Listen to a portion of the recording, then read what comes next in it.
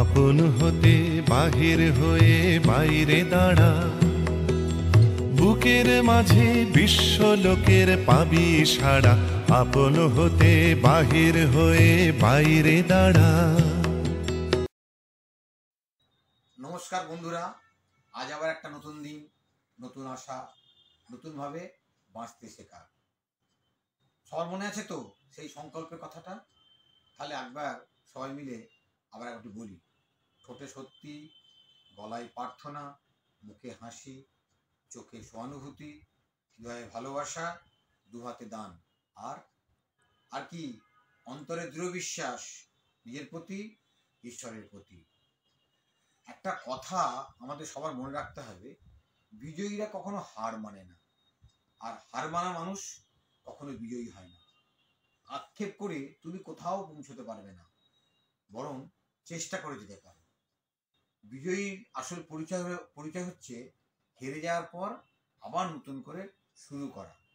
তাই আমাদের প্রত্যেককে না ভালো করে শুনতে শিখতে হবে, কারণ ভগবান আমাদের দুটো চোখ, দুটো কান, একটা মুখ দিয়েছে। এর অর্থ কি? এর অর্থ হচ্ছে আমরা বেশি শুনবো, বেশি দেখবো, কিন্তু কম কথা বলবো।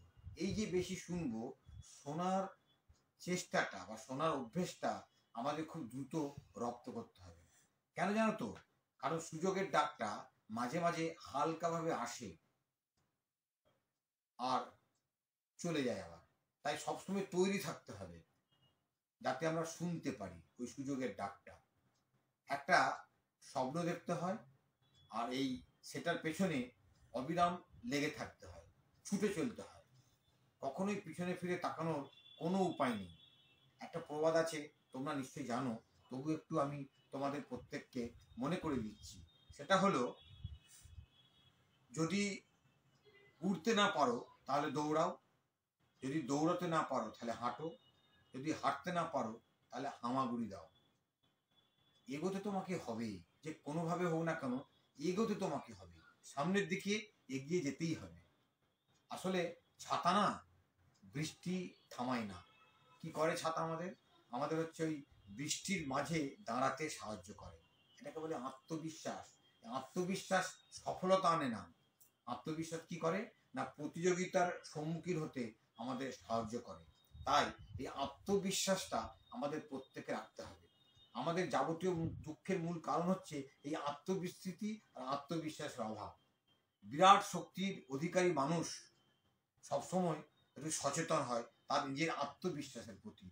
তাই নিজেকে দিনহীন, ক্ষুদ্র বলে তুচ্ছ মনে করার কোনো কারণ নেই। আমাদের ভেতরে না একটা বিশাল একটা শক্তি আছে।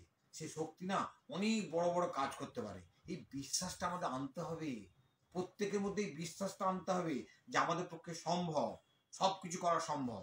এই শিক্ষা ছাড়া আমাদের কিন্তু কোনো সমস্যার সমাধান নেই।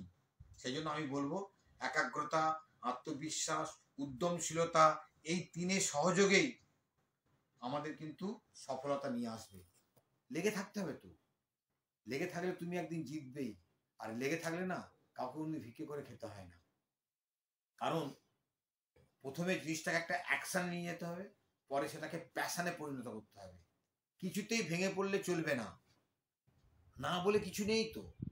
এনো মানে new opportunity. Never gate upset, always get up your self. তাহলে আর দেরি নয়। তাহলে আমাদের কি করতে হবে? আমাদের একটা এই নিজেদের লক্ষ্যে পৌঁছানোর জন্য আত্মবিশ্বাসটাকে জাগিয়ে তুলতে হবে। তাহলে আজ থেকেই শুরু। মাথায় রাখতে হবে, জীবন একটা আশীর্বাদ। জীবনটাকে প্রতি মুহূর্তে উপভোগ করতে হবে। Life is a grace, enjoy and express. ভালো থেকো বন্ধুরা, আজকে এই পর্যন্তই। কালকে আবার দেখা হবে। আপন হতে বাহির হয়ে বাইরে দাঁড়া, বুকের মাঝে বিশ্ব লোকের পাবি সাড়া।